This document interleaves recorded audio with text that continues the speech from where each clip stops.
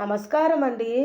కొన్ని రాసుల మహిళలపై శుక్రుడు కనకవర్షము, ఆ రాసుల వారికి అపార ధనలాభాలు.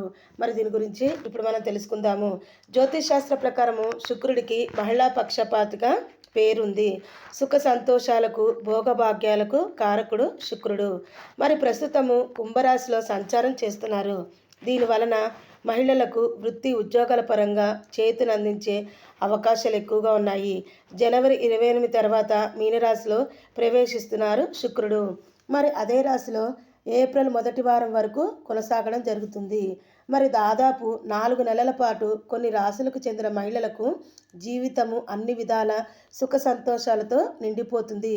మనసులోని కోరికలు, ఆశలన్నీ కూడా చాలా వరకు నెరవేరుతాయి.